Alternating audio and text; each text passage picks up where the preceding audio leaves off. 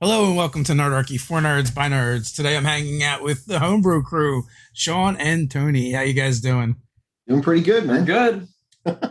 So, for anyone that's not familiar with Homebrew Crew, what is it you guys do? And if you want to just introduce yourselves real quick. Not a day goes by that I don't ask myself the same question, Dave.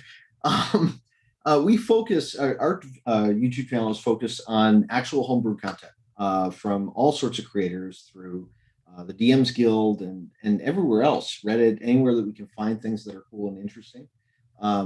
Just basically because we don't think that people get a lot of exposure with those things. People put in a lot of work and they don't get seen. Yeah, and besides like doing reviews, sometimes we touch into like tips or things that you can do with homebrew content, or even like if someone has a question about something, we kind of try to assist with that as well. So we try to cover a lot of different aspects about like homebrew content and home brewing. Totally. Have you guys spent any time on D&D wikis? Do you guys go in there at all? That is the zone that we are most cautious of, I would say. There's a lot of stuff that gets really. I think the thing that happens is a lot of things get unbalanced, and everyone just puts anything on that wiki, and it gets. It's fun to go through. Let's just say it that way. I think Will Jones from Encounter Roleplay, back when he used to run it, would occasionally do streams where he just jump in D&D wiki to just grab things to kind of like trash them, and just make fun of the ridiculous stuff there. And in all fairness, I mean, it is kind of like shooting fish in a barrel. So. It is. Yeah, and it's not to say any of the people that created those have bad ideas or anything like that. It's just balance is a big thing, and you can go in there, pull something out like that Dragon Knight. That kind of started everything. Played. Yeah, that's actually the reason why the channel started. I don't know if you know that. Oh no, I did not. So we owe D&D wikis for Homebrew Crew? We kind of do indirectly. Yeah. I was running a homebrew campaign, and Tony was in it, and we had another person in there who, at the time, it was my first time ever running a campaign. So you're very much yes, yes, yes. Yeah. And he had brought to me like, oh, I want to try this dragon, night class. And, I was just so busy and excited, like, yeah, let's put it in there. And, we started running it and all that. And immediately there were a lot of red flags. I mean, like just at like first level, you have this like little dragon running around, they can bounce attacks off each other and like they can give each other advantage on saving throws. And everyone else is running something, I think like something out of the book. Mm-hmm. That was like the only really homebrew class that I had. And it was like driving me up the wall. And, as a player, you had feedback too. And we were kind of like, oh my gosh, this is crazy. Like, how do we deal with this? And that kind of how things sort of started out. Yeah. I mean, at a point, I got possessed as a player with it, and I became the enemy for that combat. And I got batted around like it was a tennis like match. Ping pong, yeah. Between the dragon and this knight. And it's like, oh, I used my reaction. Now he has advantage. And I'm like, where did you find this thing? Yeah. And that was the wiki. And then we sat down that week and we were talking like, there's not anywhere that shows people how to make good homebrews. We should do something like that. And yeah, about a week later, we had our channel started. Pretty much. Yeah. So I imagine with the DMs Guild, like you've got a pretty broad and deep fishing hole to pull this stuff out of now.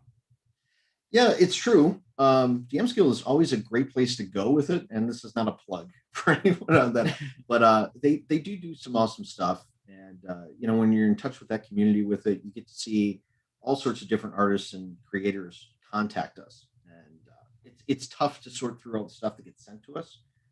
Our inbox is quite full, so we always apologize for that. Yeah. But no, the DMs Guild is pretty good, especially because people get compensated for the work that they did. And promoting that it furthers the whole thing of D&D anyway.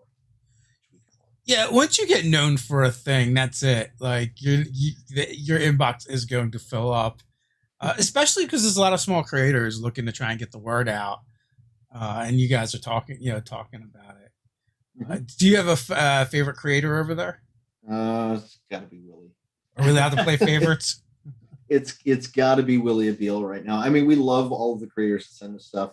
Willie Abeal, Ashley May, Leon is awesome. Mm-hmm. We have a lot of great people that have Grim Press has been awesome. Yeah, absolutely. And well, it's funny because I remember when we were first doing like videos and stuff, we reviewed like pretty good stuff, and the first time where we really liked something was Willie Abdul's Book of House, and it was the first time where we actually got in touch with the creator and like really started like talking to him, and and he gave us a lot of good tips on like like how DM's Guild works, and like he even gave us tips on how to homebrew stuff. And he really kind of helped open the door to a lot of like other things of like information regarding this whole world of DM's Guild and Homebrew, which was really nice. Yeah, it was a really nice release too. Yeah. I mean, that one still sticks out as probably one of the better ones we've ever reviewed. So, what is the criteria for it to be considered homebrew for you guys? That's a good question. We actually have an article in Dragon Plus. I forget what issue that was, but to be a good homebrew with it, there's basically 4 things that we look for, right? Number one, does it have an overall encompassing theme to it? One of the worst things we ever see is when you have an idea with something, but then you don't follow throughout the entire subclass or class or anything like that, and things just don't make sense, right? Other things is balance is a huge one. Like your flaws have to be just as great as your successes on things, or else it makes the class not fun to play. If you're winning at everything, if you won every single or played every single chess game you ever played, and you always won, you would never want to play chess again. And you have to have some flaw there in order for that to go. And also, like something new that isn't already existing, something that like one thing that's always good about homebrew is like you find something that couldn't or didn't exist in like any of the previous releases or anything. Because a lot of the times people will make something and they don't realize like, oh, well, I could just like build that with the core mechanics, Right. So that's a big thing. Kind of yeah. Thing. And then lastly, and this is the most important one, I think, is that does it take away anything from any other players at the table, or does it make the DM's life hell? Those are the 2 things that are like the key points. If it's something that's going to change initiative order, or it's going to take away the abilities of the cleric to heal or anything like that, and you're doing everything, those are the things that fit. So that's what we look for. That's our criteria. Okay. So what about for stuff that you guys actually review? Like, I don't know, say like Cobalt Press's, Midgard campaign. Is that homebrew still? Or, anything that's not Wizards? Like, that's a good thing. There is a point where it just becomes its own kind of entity at that point. And you go, okay, yeah, it doesn't quite fit into the homebrew category. However, if most people are playing 5e and they're playing Wizards content, I think the whole goal of the channel is to get them to kind of branch out and experience new things. Some of the other stuff with that too. I mean, we've seen things on not DM's Guild, but Drive Through RPG, which takes the 5e mechanics and goes from there. So that stuff we I don't know if we consider it homebrew, but we'd still cover it. Absolutely. Okay. Do you guys cover other games that are basically built off the chassis of 5e? Not yet, but it's funny because we were talking about, we've been doing a lot of like reconfiguration about like what we want to do with the channel going forward and stuff like that. And we were talking about like other game types, other systems, so that's something that we're definitely, potentially looking into. It's just, we have like a lot of stuff that people submitted from, 5e homebrew stuff that we want to get through. But it's definitely, other game systems and other mechanics is definitely something that's not out of our range, I would say. Yeah. Now, I will say, having done, like, we've done all kinds of different content on our channel, and you guys are reviewing a lot of stuff that other people have done. That's a lot more work. You guys have like a process for that? Yes and no. It's a process, but it's a flawed process. Yeah, we use I guess it's like a Monday.com or an Asana type thing. They're just coordinated things between us. We each pick out different things that we thought were kind of cool or interesting. We note each of those points. We go over them, make sure they meet our criteria, and then starts the recording. So we usually record, once a week, once every week and a half. And then from those, our publishing schedule is not quite great lately, since the COVID, actually. Yeah, and when it comes to like making videos, there's definitely like a format that we try to follow, but at the same time, we don't like really write a script. Oh, yeah. We try to really keep it more so conversational, a little bit more casual. We've tried scripting things before, and I guess it just didn't kind of work out with the way that we'd like to. Well, it's funny present because information. people always like on the Homebrew Help series when we started doing those and we scripted those. People were like, oh, we want more of this, but those take so much more to do. The level of communication between Sean and I is we could just sit down and rap about D&D, and people seem to like it for some reason. I don't know why, but it's cool. Really enjoy that. No, I definitely can relate to that. Right, when you're doing a show and it's more than one person talking, trying to script it and like figuring out how you're going to go by it. Like, I am not an actor. I'm not even a person that can play at being an actor. And, so, many of our videos are just us riffing. I mean, all of them are. We've gotten a little bit more advanced where we will have worksheets that we put like bullet points on, like here's some things we want to cover. But yeah, to do a full on script, it's a lot easier if you're just sitting in front of your computer and you're reading it from it. What's strange is that we actually do our videos almost the same way that we DM ourselves. Yeah. Like when we DM, we don't necessarily sit down and write the entire story of how things are going to go, because you got to be able to ad lib and change the way the party goes and all that. Same thing. We put down the skeleton of what we kind of want to talk about, and we fill in the meat later. I mean, that's just how we do it. But yeah, it seems to work out, right? Yeah, I would say so. I think we also just got fortunate that we happen to meet and we have a decent chemistry when it comes to talking about stuff here on camera. But that's always the style that we've kind of been going with, and it seems to have been working. And yeah, we've tried like other stuff in the past, but I think what we've been doing lately has been kind of the more preferred style to present our videos. Yeah, we have a similar style for GMing as well. So maybe that's the common denominator. It's like, I started off gaming, writing everything like it was a full-on module. And then after not using most of it most of the time, I'm just like, I began doing less and less work, realizing that I was just going to improv anyway, to the point where I just don't really do any work anymore. I just think about it and be like, all right, let's see what they do. Yeah, and your players think you're a genius. That's they think it's like all planned out and like, yeah, I totally meant to do that. Yeah. Not really according to the notes, but it's Yesterday I had 2 dungeon levels that they did not get to, and I ended up just going, you know what, they're kind of lagging through this, they're going kind of slow. So I did this whole thing where I actually made them all monsters and they fought each other instead. And it worked out great, but I had not planned a single part of that. Yeah. I'm like going through Beyond. And that's some of your best stuff. Like some of the best stuff that you end up coming up with is like things that are on the fly. So yeah, every single one of them says that was a fun time. Yeah. So I'm like, okay, cool. Which monster won? Actually, it was the it was the Draco Lich, I believe, was the one that won. We had a whole necromancy thing going. It was really crazy because every single one that I picked kind of had little resistances and immunities to stuff. And one of my poor guys, Chris, had a Nightwalker. Mm-hmm. And the problem with that is all they do is necrotic damage. Right, yeah, exactly. And everything was resistant or immune to it. So I'm like, I'm sorry, buddy. You gotta roll, get luck of the draw, Sorry, you're boned. Totally. So Dan, has a question. He's stealing my question. I ask this one pretty often. Are you gaming more now or less, before the plague? More. Oh wow. I think for sure you do a lot more than you were doing before the pandemic started. Yeah. Yeah. So we host a weekly game over at Ignite Gaming Lounge here in Chicago. It's in Skokie, and they've got one here in the city as well. So every Thursday night we're there. We've got about 30 or 40 people. We used to, before the pandemic, we had 50 something people. Yeah, lots of tables. Yeah. So there was that definitely took a dive. But each of my players from those all wanted their separate online campaigns.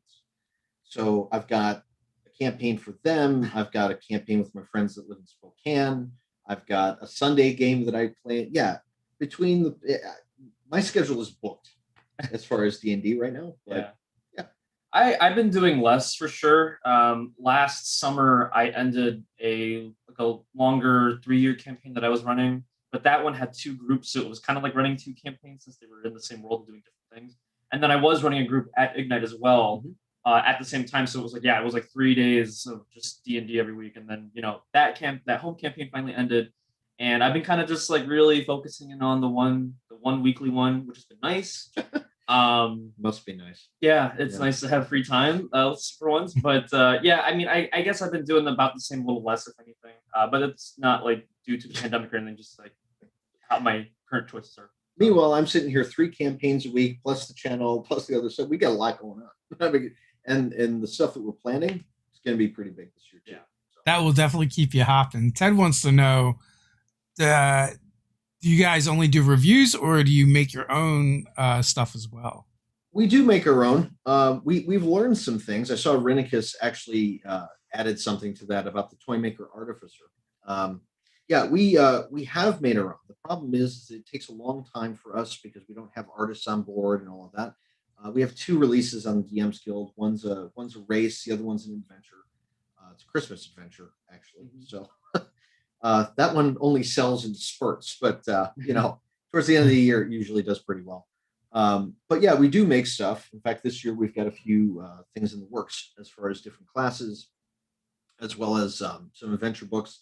And I've got one that's set up for mundane items like magic items and things like that too. Cool. So how's the gaming scene in Chicago? Good question. I mean, I think we got a little fortunate that we happen to be in a pretty big city.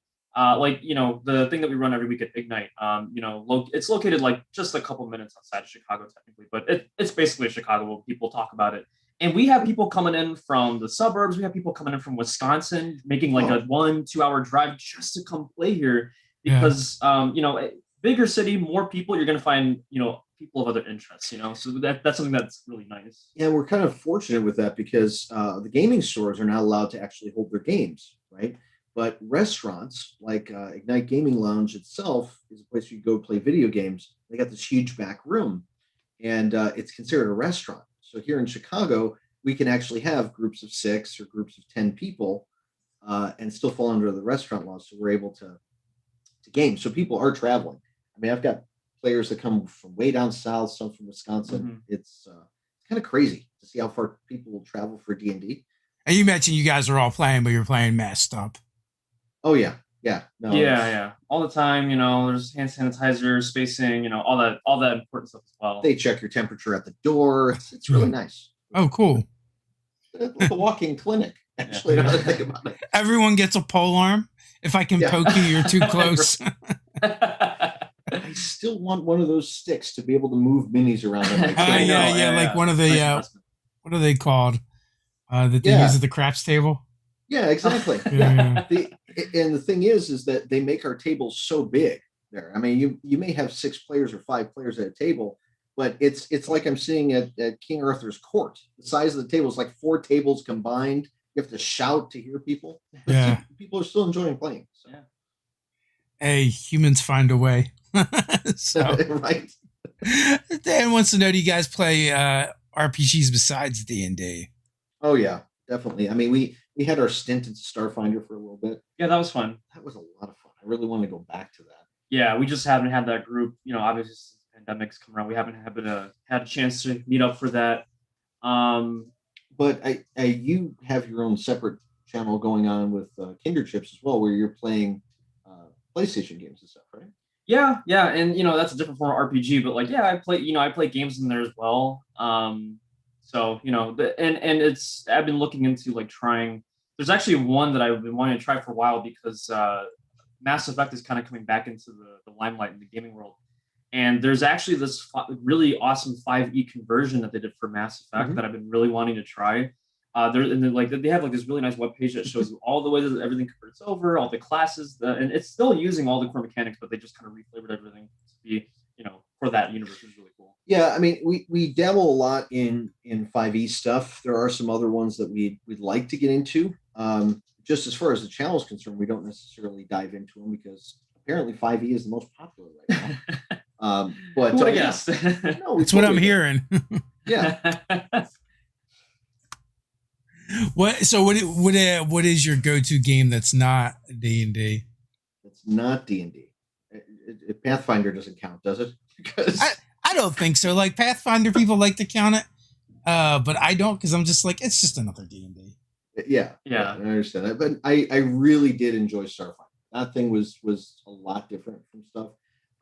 Vampire Masquerade, I played that. Oh, nice. That was a lot of fun. But things like that. We really are our whole thing with getting into RPGs and tabletop games.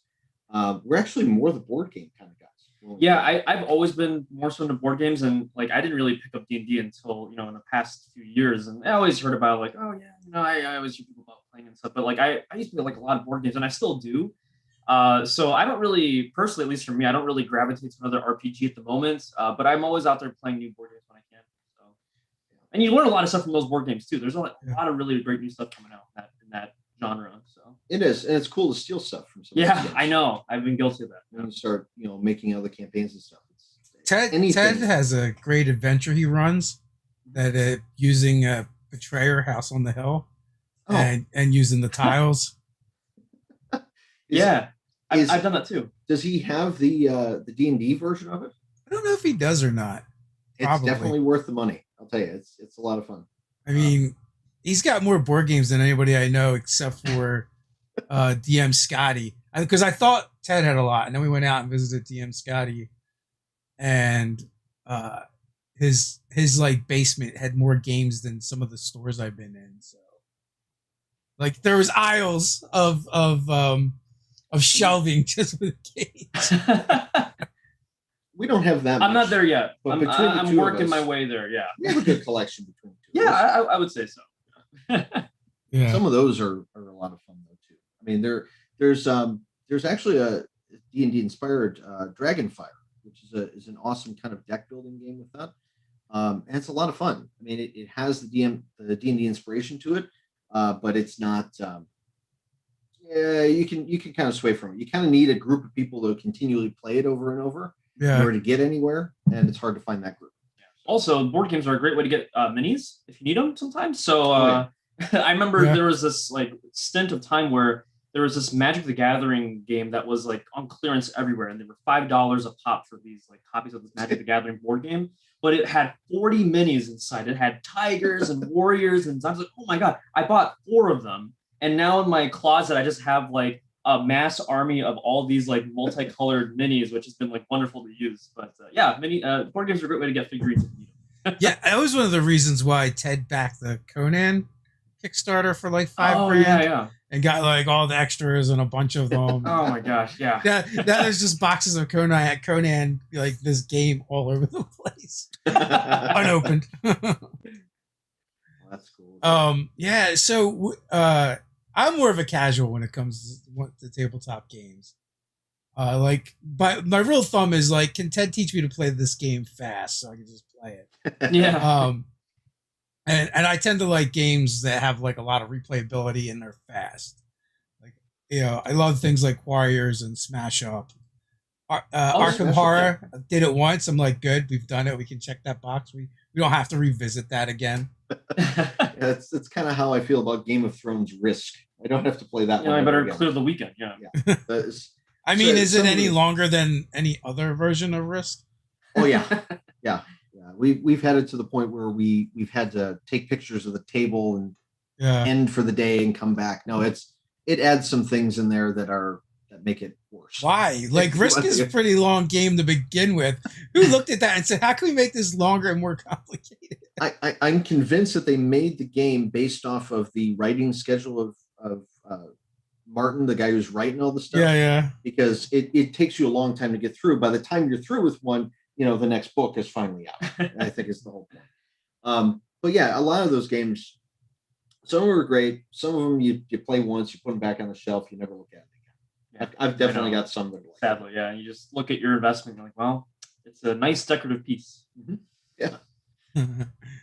Who's got the bigger shelf of shame? Well, as far as shameful games, I think it's probably me. Like when it comes to board games, like sometimes I'll buy like, oh, it's in clearance. Sure. It's that one that you pass the burrito around. I have that one. I know. Yeah, there's a couple games that are just Or the have one not with even the opened. dude. Yeah, the dude. Yeah. Yeah, so So there's one that comes with an inflatable person that you have. It's basically charades, but with an inflatable person, which is interesting. But can't really work that one into D&D. no, play it sparingly. We would that makes me think of, we used, like, when there was more of us that used to shoot the videos, and we were down the third person at times, we would just, like, we have this, like, Ted has this giant domo, stuffed domo, that we would just stick in the chair. That works, Yeah. right? Yeah, Guy doesn't talk much, though. I mean, no, not at all. So Renikus wants to know if you guys have any collabs in the future. well, that depends, really. I mean, we're trying to reach out more to the community of creators this year, so we definitely want to talk to some more people. We had our 4,000 subscriber one that we did. Dale was awesome to come on; she was great, and everybody else too. I mean, we had all of our creators there. We would love to do more of that. But as far as collabs with other channels, we don't really have anyone asking us, so we're trying to get out there and ask them. Yeah, I think it's something that we kind of didn't do previously because we were spending a lot of time just focusing on, like, all right, how do we want to do this? What do we want to focus on? And now that I think we found like a really good balance as to what we want to do and what we want to review and the things that we want to work on, I think now we're starting to see, like, okay, maybe we can start working with so and so or whatnot. But it's definitely something that we're working on as well. We don't have anything planned at the moment, but it's something that we're definitely looking into. Yeah, and there are a ton of different YouTubers out there with it. And believe me, we watch to see the new ones that pop up and watch how quickly they start rising in their subscribers, and we're like going, wait a minute, we worked for 3 years to get that many subscribers. What's going on? And some of them were great. Some I personally have opinions on. I wouldn't necessarily work with, but yeah, we definitely want to start reaching out for people. Absolutely. But here's the best way to do it. If Renikus, if you want to message those people and let them know, hey, you should probably do something with the Brew Crew, we'd be all for that.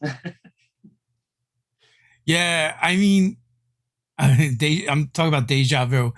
Many times they're like, why don't you talk to this person, or why don't you do something with that person? And I'm like, well, see, especially when it's a much bigger name than you are, it's like you're better off if you're interested in that, you're much better off petitioning them, right? Because right, exactly. I mean, the thing that gets me is how many people on our channel post the comments of, this is the first time I've seen you guys, but my God, you should have so many more subscribers than this. My only response is always, great, hit the subscribe button. Tell your friends, But yeah, I mean, our followers are great. I love the guys that watch us with it. Everybody there is always supportive. We don't get any negative comments, although now that I've said that, now they're gonna start coming. You've opened the floodgates of negative comments now. But yeah, no, we really enjoy that. So yeah, definitely like to reach out. Sure. Negative comments are a rite of passage. You'll get there. I personally think once you start getting them, that's a good sign of growth. And we do get a few every once in a while, but really, the cool thing is most of our viewers defend us in them. So I don't really have to do anything. I don't pick fights in those things. Well, let the comments do what they are. That's true too. I also like this community, the RPG community. I think it's just a better community than a lot of the other ones. So you get less of that. Mm-hmm. Feel like we've gotten a lot of support. Yeah.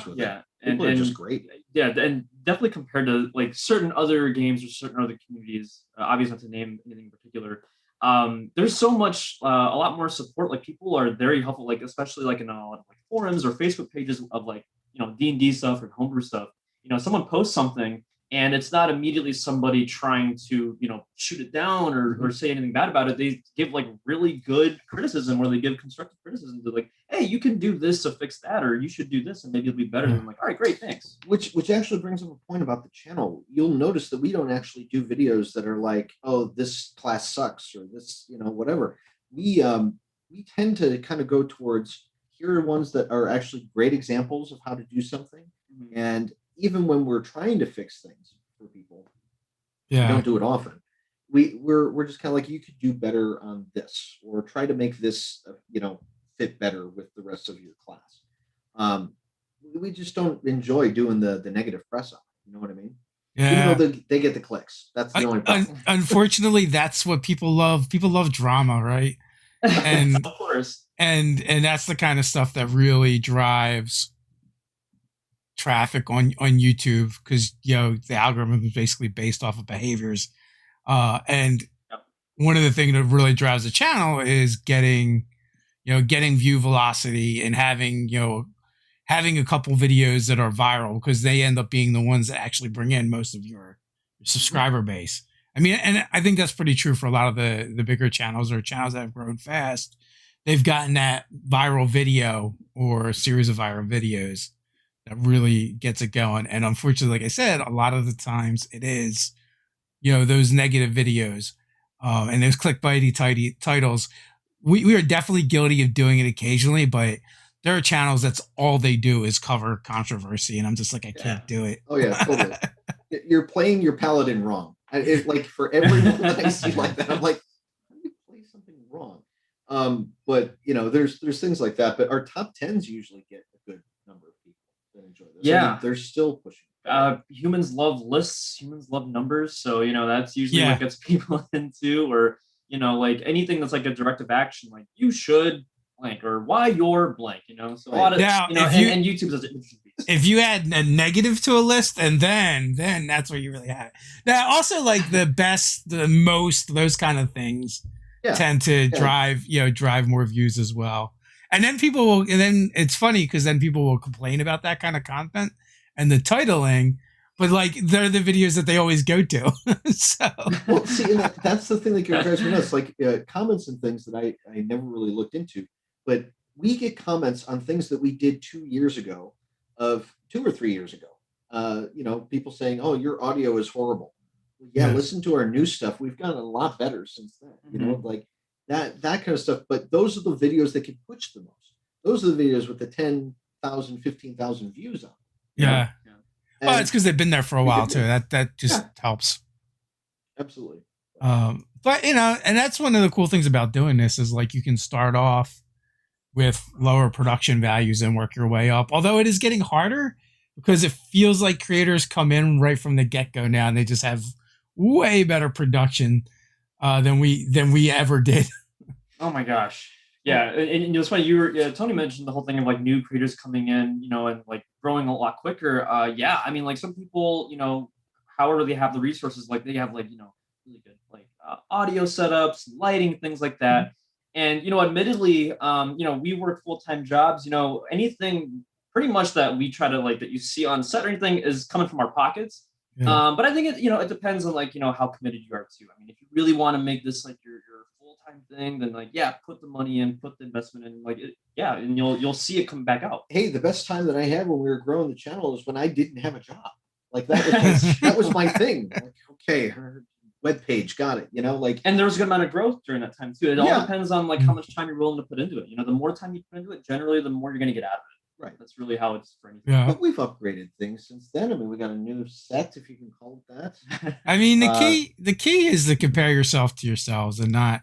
It's hard, right? Yeah, of course. As a fellow creator, it's hard. But also as a creator who we've always gotten like a certain amount of views per month, right? Not views, but subscribers per month.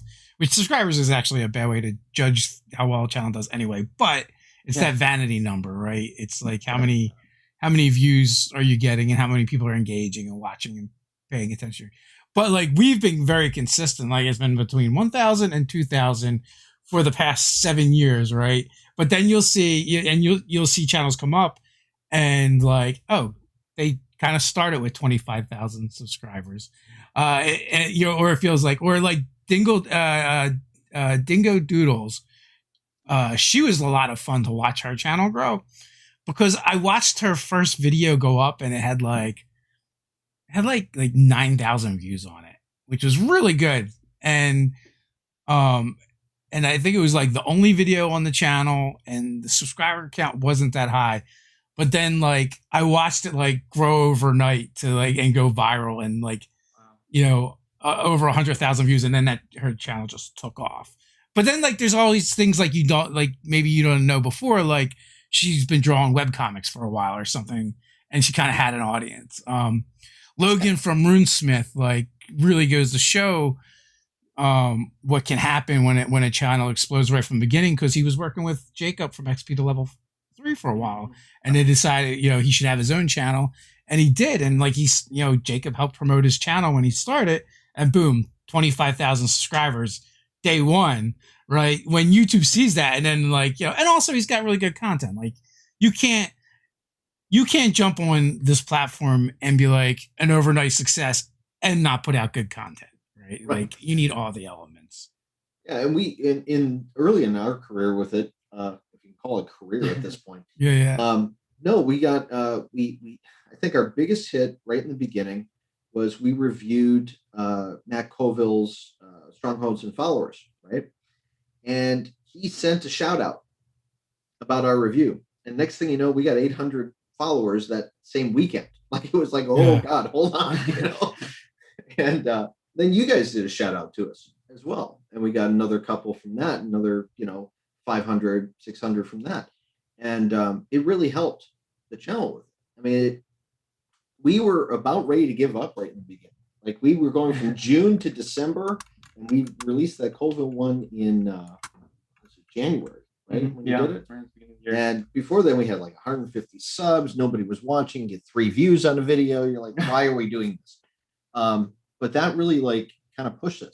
So I never got to thank you for that, but there you go. Oh, you're welcome. I mean, we always like shouting out and kind of uplifting new creators, and like, for me, one of the fun things is seeing like the next generation of creators that are coming up, because like, they're so intuitively good at this stuff. The XP to level 3s, the Runesmiths, Babby Chappie, and Crit Crab, all these like young creators, because they like grew up with the platform, and they're like really good at doing the stuff that we had to kind of like learn how to do. Yeah, I mean, we do all of our video production stuff in house, so like, we don't outsource it to anyone. We can't afford to outsource it to anyone. But all that stuff, that's me on the keys, just making all that stuff work. And when we first started, I remember people were impressed that we actually had a logo and a graphic and all these movement stuff when we started. And yeah, I mean, I see some of the stuff people are putting out now, and I'm sitting there going, damn. How do we do that, right? It's going to take me hours. I mean, I just put a stinger in for us where it switches when we change views. That took a while. But yeah, I mean, it's impressive to see these things. Yeah. I mean, and every like aspect of what you do as a creator could be its own job. And most of the time we're all doing it ourselves, and, figuring it out. I mean, we outsource our editing now, but we didn't for a very long time. I mean, I would say it's the last couple of years that we've kind of been doing that. But before that, I did all the editing, and I was terrible at it, and I didn't really particularly like doing it. But it was one of the things like that had to get done in order to, to get to the things that I like doing, and it's just like the thing that we all have to kind of go through. I know that feeling very, very well. I know that feeling, but yeah. We do enjoy seeing what people think of our videos, so it's worth it in the end. You know what I mean? Yeah, and me personally, I used to really be into like a lot of creative writing, and thankfully D&D kind of helped bring that back into my life. Writing and being creative, and to see all of the different creations that people make up, whether it's a class or an adventure or race, and to see the work that they put in when they're creating like the lore behind it, or even just like creating mechanics. Mm-hmm. I think that's the one thing I like about the channel the most, is that we get to expose people to other creators that are working really hard to create this really awesome stuff that's like not been done before, or maybe things that people haven't thought of doing before. And I think that's like probably the biggest thing for me, is just being able to share that with other people that love D&D. Yeah, and I always think that it's something that expands D&D as a whole. I mean, that's the thing that I love about it, is that these content creators, like if you take, you have some of these other, like Ashley Warren is a great example, right? She was on the DMs Guild. She published a lot of different stuff, or what have you. And now we've got, Rhyme of the Frost Maiden is she had her work in that. Mm-hmm. It's amazing to see that some person at home doing something on their own can actually make something that's official at one point, which is really awesome to see. And you go back, Jammer, Dragonlance, all these other ones that you had. That that wasn't standard. That's how it came to be, right? So I think that's where we fit. Is just kind of lifting those people up and showing them, hey, yeah, you can be something cool with it. Do you have a particular type of content that you like reviewing more than others, whether it's classes, races, adventures? Well, that's a good question. Yes. Here's the thing. We love when people send us full classes, but they are really hard to review. Subclasses we do pretty quickly. Subclasses, races, those kind of things we do pretty quickly. But the long full classes, because you have nothing really to put it up against to say is this balanced or not, get really hard to actually write a full thing, and then you're spending like 30 minutes talking about it. And one thing that I like reviewing, and we don't do it too often because again, you have to play it out and you have to find a group to play it with, is like one-shot adventures. And there's a lot of really good ones you can find in DM's Guild or anything really. And it's really cool because you get to play it out. You get feedback from your players, and it's such an in-depth thing to review because you literally played it. Where sometimes, obviously, we don't get to play test every single subclass that we get to review, obviously. But usually, like those are a little easier. Like, okay, we can look at the mechanics, we can kind of think about how this would fit in the game, and we can go from there. Whereas an adventure, you really got to play through it, and you got to kind of explore all the different paths, go through all the different nuances. But they're really fun to review because you get to do all that. Yeah, and the other thing with the adventure stuff is you don't necessarily want to give everything away in the adventure either. Yeah. Like when we review an adventure, we have to kind of do a cursory glance of, oh, there's this, and then a spoiler section. Yeah. So that kind of stuff we do enjoy doing. I wish we could play test more, and that was the whole reason behind our Ignite thing. Yeah. When we're playing in person, we try to test those out. But yeah, I mean, it's mainly things that are easier to create for people. I personally love items, though. That's like my favorite. I know you're a big fan of items. Absolutely, especially common magic items that have no purpose other than to be silly or weird. So, Cloak of Billowing, looking at you. Right, exactly. I had one that we called the Cloak of Pie that we made that just allows you to summon one of 6 different types of pies once per day. And you could throw it, you could eat it, but did it really affect anything? But it could. Yeah. But those role play mechanics are the things that I love. Other things like different mechanics to throw into your game, those are always awesome to review. Yeah, like new rules and stuff, for sure. Yeah. Variant rules are great.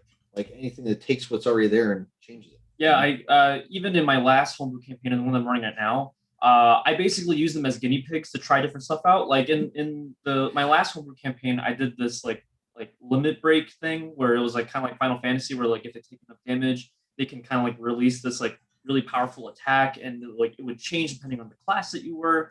And I kind of brought that back to my current campaign that I'm doing again, but like I changed a couple things. So it's interesting where like you can try all these different things out, and like you just kind of keep refining it until it's more balanced. So it's still not completely balanced, but it's a lot of fun to put it in. So. Right.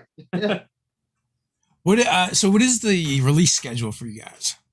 Well, that depends on the recording schedule, Dave. Usually it's every Wednesday and Sunday is usually what we're trying to do with it. We've been kind of lax on the Wednesday lately, just because life has come in.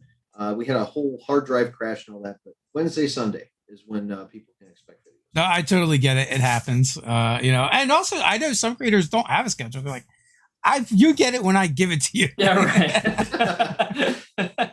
Well, yeah, and we've been spending, especially particularly at the beginning of this year, just kind of going back to basics as far as like when is it good for us to get videos out? Because like we've tried a lot of different things. Like let's do 1 video a week, let's do 3 videos a week, and it's really an art trying to find that balance between stuff in your life and then stuff that you're doing on the side. The question is, how much do you really hate yourself? Sometimes quite a bit. It's a labor of love, really.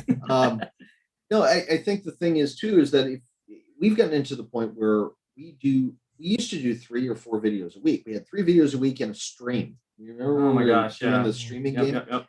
And it ate up so much of life. And it wasn't like, oh my God, we really don't want to review your stuff. It was just a thing of like, at one point it got to be, Hey, what do you think of this thing? That's all right. Like you got so much that you got overwhelmed. So by limiting us to 2 things a week, it kind of handled it. And not to mention, there like, you get to a point where like, man, there's a lot of D&D, and like anything that you do, burnout could happen. So you just got to be careful. So that's what we've been kind of trying to do with like, reworking our release schedules and how we're deciding when to record and things like that. That way, there's a good balance. Yeah. I know at one point we were doing 2 videos a day, Monday through Friday, and a live stream a day, Monday through Friday. Yeah, my feed was blowing up with your guys' videos. I was like, wow, there is another one again. Well, like our strategy was, well, maybe we can't do it as good, but we can definitely do more of it. Well, I'll tell you what, we when there is a new release, like a Unearthed Arcana or something like that, right? We always pride ourselves on the fact that sometimes we beat you guys to doing one, just on a new one. Not that there's a competition, obviously, but we just like to feel like we're on the pulse of things. And we stopped doing them for a while because we're like we can't get these out timely, because it takes us, like, if we get out a video fast, it's like a week from shooting it to to getting it edited and getting it up. I mean, for us, and depending on when they drop them, like we usually film on Wednesdays. So, for the longest time, it was like they would drop it seemed like they were dropping the UA the day of or the day after we would film. Oh gosh, last year it felt like every other week there was like a new subclass. Like, well, okay. October and November of last year was like, oh, there's a new UA. No, I know, I saw it yesterday. No, I mean the one that came out today.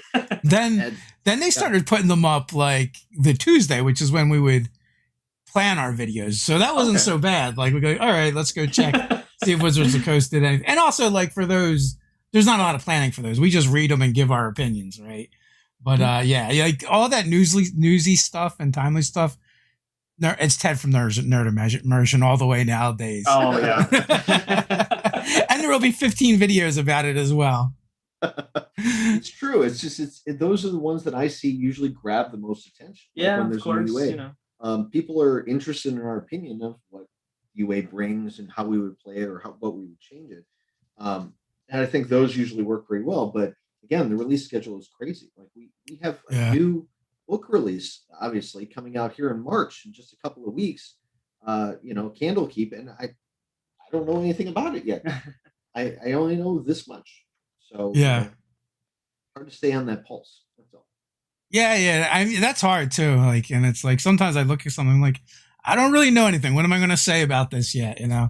Other creators are really good about talking about it either way, though.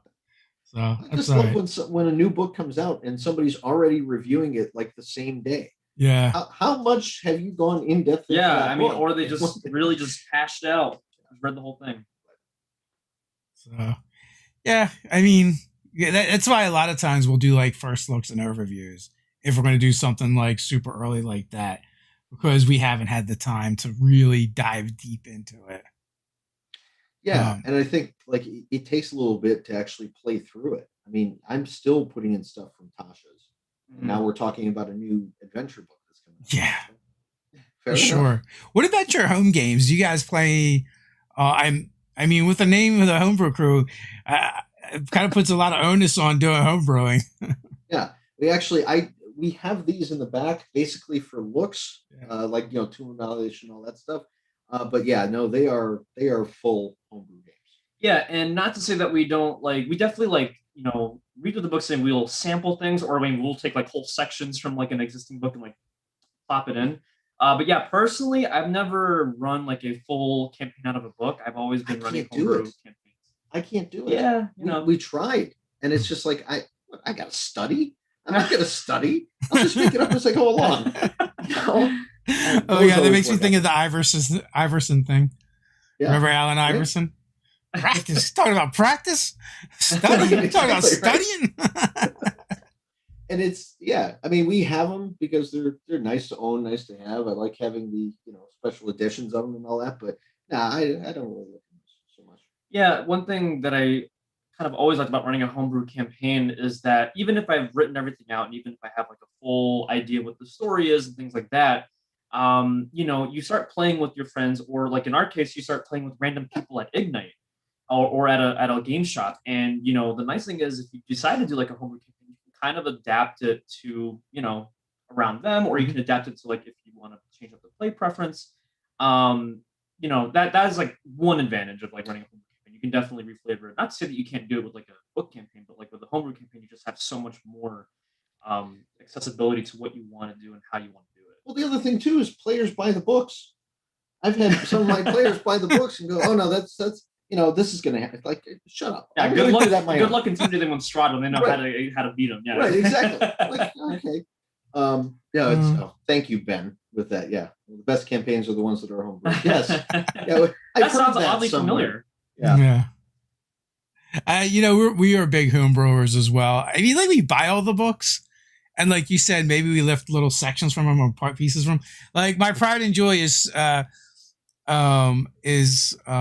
Storm King's Thunder, because I used the pixie dust from it. Like, $50 for that book, and that's what I used. That's the one thing you use out of the book. Yeah. Which is much better than a lot of other books I've bought, right? Where I don't use anything. But we're collectors as well, so we just like we like to have this stuff. We like to support the hobby. But at the end of the day, most of the time we just make stuff up. Even like our own monsters and stuff, while we're running games. Ted is always homebrewing monsters. And I think we both do something similar where we do like a very dirty version of homebrewing monsters. It's where we'll have like 3 or 4 tabs of D&D Beyond open to different monsters, and we're just pulling different pieces from different ones. And you Frankenstein something. Oh yeah, I do that constantly. The setup of actually doing a full homebrew on a monster is something I have always wanted to do for the channel.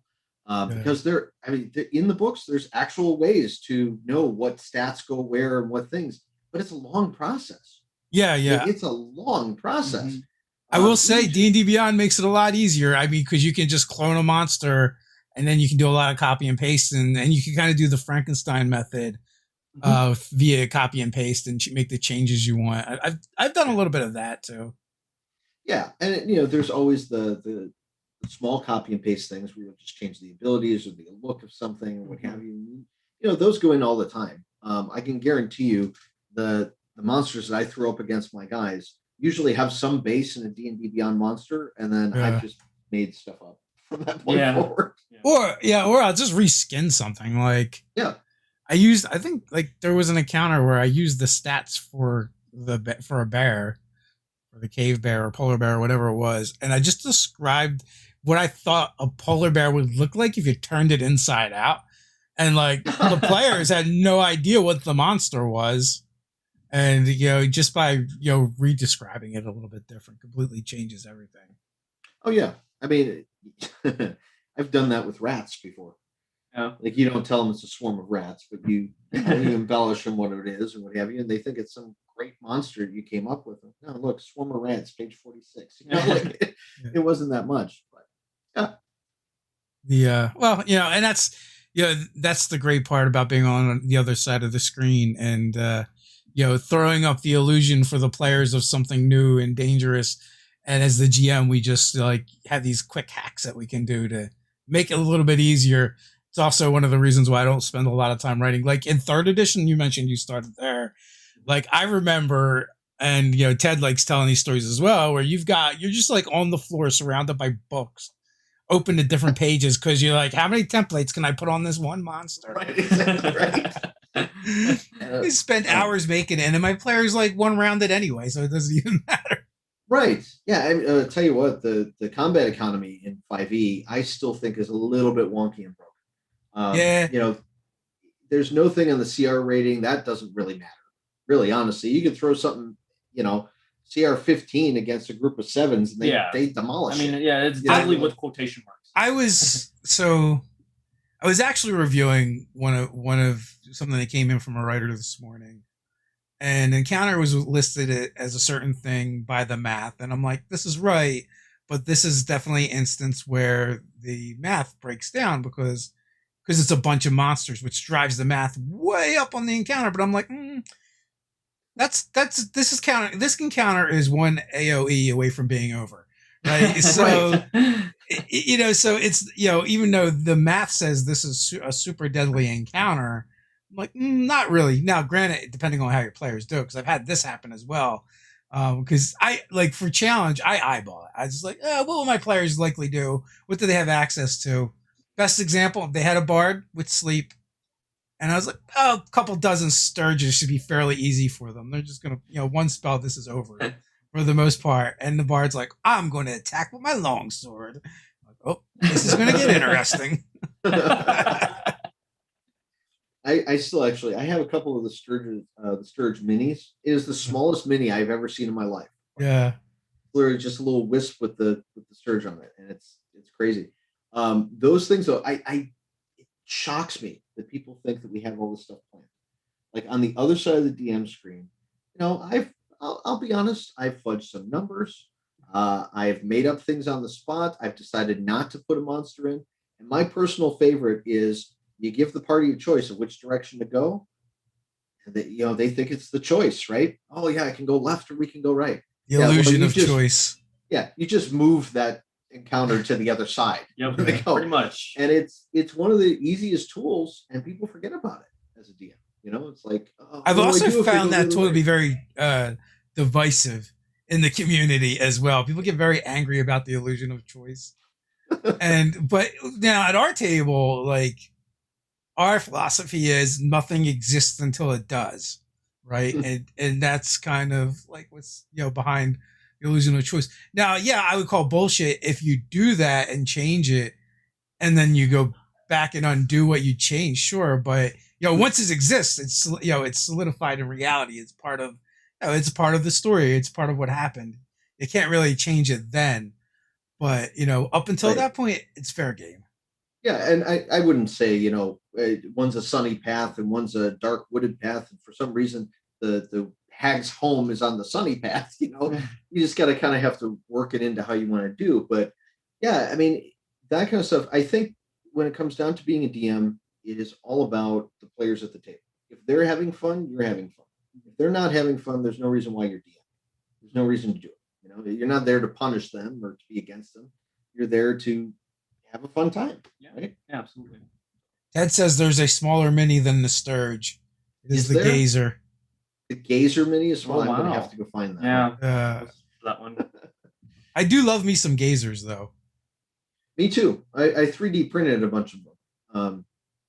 They're obviously not as small as Ted's saying for the ones that I have. Yeah. But my 3D printer doesn't go down to the 1,000 micron level or anything like that. But I'd love to see those. I got to go look those up. Do you 3D print a lot of minis? Stream and so many of them. Say again? You 3D print a lot of minis?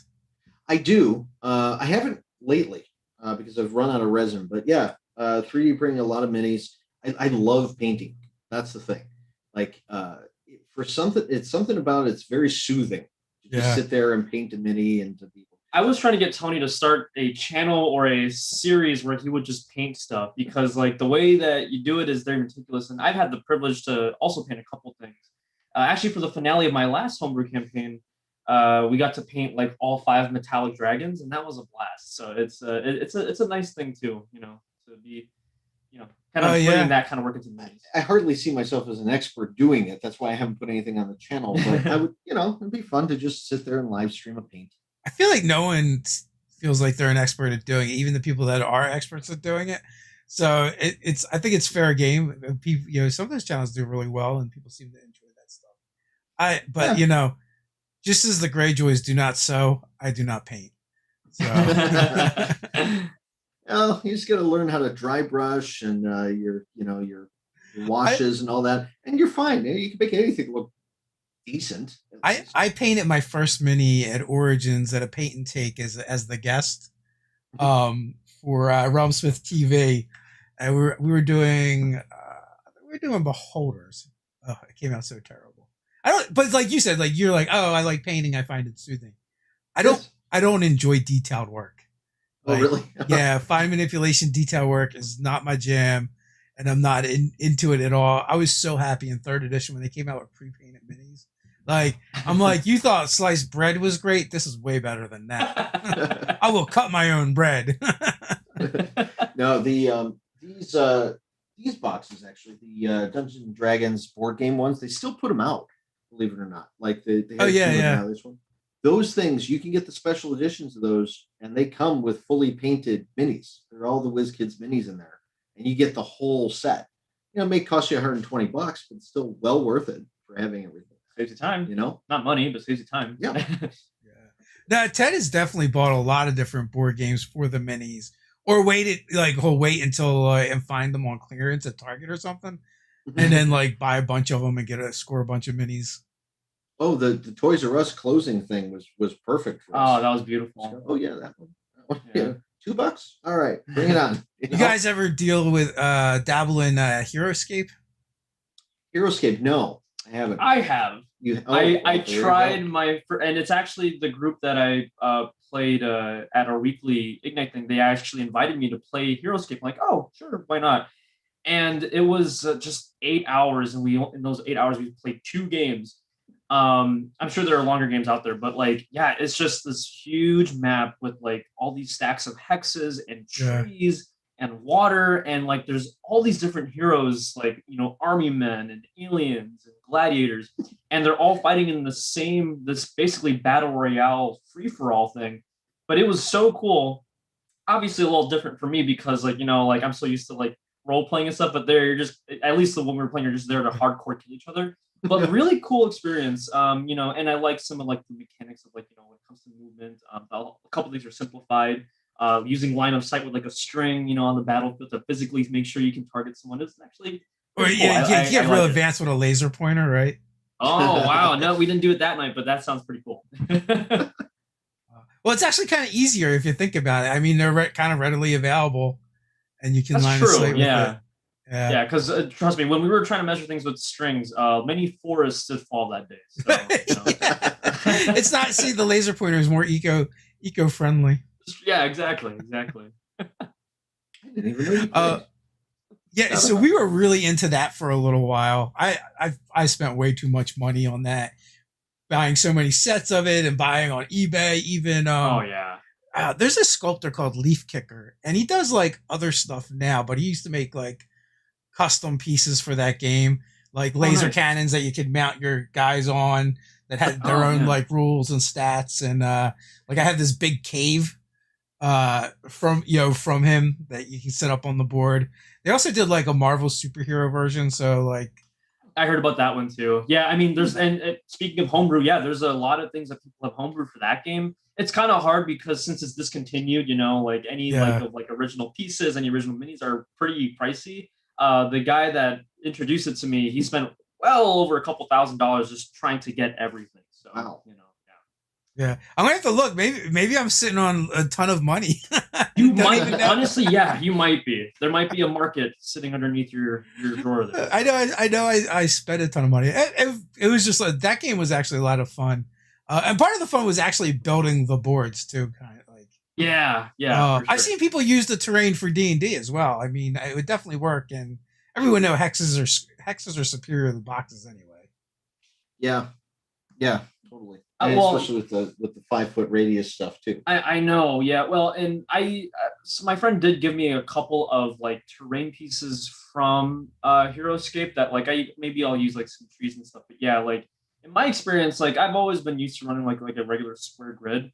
But there are certain advantages to hexes. I think you do get like a lot more leeway when it comes to like, you know, like positioning, combat, movement, things like that. So there's pros and cons of both. You know what's interesting is that brings up the topic of maps in general with that. And I got to tell you, I find it so much more freeing when I don't have a map. Like theater of the mind. Like if you all right, so theater of mind, anything can happen, right? The moment you put a map down, you have to chart it out and all that kind of stuff. You're now confined to that map. When you get down to like the Pathfinder, Starfinder level, where they print you out the maps of what you're supposed to use, people tend to, and even on these online worlds, when you do it, my players tend to focus on all the little details on the map. Oh, there's a potion there on the desk. No, there's not. That's art, buddy. That's just art. And I just find it the more technical we get with it, the less you can actually ad-lib everything. And it's weird. It's just strangely confining with that. But I do love terrain. terrain is always fun, just to kind of set the for scene, sure. you know. We usually do theater of the mind, except for like more complex combats, and then then we'll break out the grid and not necessarily terrain all the time, just to give people a general idea of the layout. So I feel like that doesn't really interfere with what you're talking about per se. There's still plenty of room for players to go, hey, what about, is this thing in there? And maybe it wasn't there before, but as the GM, you're like, I don't know, maybe they'll do something cool with that. And now it is in there or whatever. So, I mean, that's always been our style. Ted's, more recently gotten more into using a lot more terrain, and so, but he also enjoys crafting and painting and doing all that stuff. So, so which is cool. Like he does a really good job of it. And when as a player, when I see someone lay out this like amazing Dwarven Forge $10,000 setup, I'm like, oh my God, that would be so cool to play in. But as the DM, I'm like, that looks like a nightmare waiting to happen. What's worse is when you set something up with that. Dwarven Forge, you can piece things together, but if you spend a lot of time making the terrain or what have you, it's almost like writing your entire campaign in the same sense. You're going to use it once, twice, a couple times, and you just gotta the space that this stuff takes up. Boxes upon boxes of stuff. Yeah, like I kind of like the way Matt Mercer uses his Dwarven Forge stuff, where like he just has like a piece of plywood with like a scene on it, and he just pulls out the scene and does theater of the mind up until that point. And that's kind of like, that is like a higher end version of how we run our games. Well, we should play sometime. I would love to do that. I mean, we were talking about starting up our stream, but if you guys ever have a chance, we would love to jump in at one point. Yeah, no, absolutely. It's always great to, game with new players that you haven't played with before, for sure. We are pesky together, I will warn you, but it'll be fun. Yeah. Did you say pesky? Every time we go to a con or something, we always create a new character, and the last one we did for Gamehole Con was like my favorite.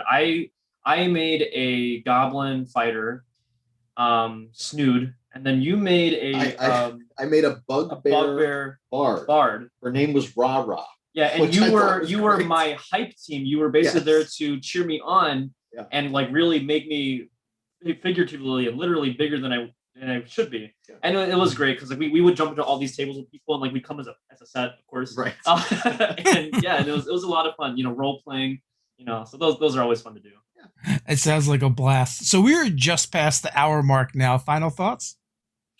Final thoughts. So this has been fun. That's the first thing. Yep. I don't know what we plan for the future, but we would love to do this again. This is awesome. And if anyone is interested in learning more about homebrew stuff, whether it's what kind of content is out there, what things you can do, what things you might need help with, definitely check out our channel and get a chance. Yeah, there are links in the description. So quick way. Oh yes, down there. Thank you. And if you're out there trying to make homebrew stuff, keep at it. It does require a lot of work and a lot of time, but you can make some really awesome stuff if you decide to put the time into it. Absolutely. And I guess remember, the best campaigns are always the ones that are homebrewed. Yeah. Well, thanks for coming on, guys. I appreciate it. It's been a blast chatting with you. For everyone, until next time, stay nerdy.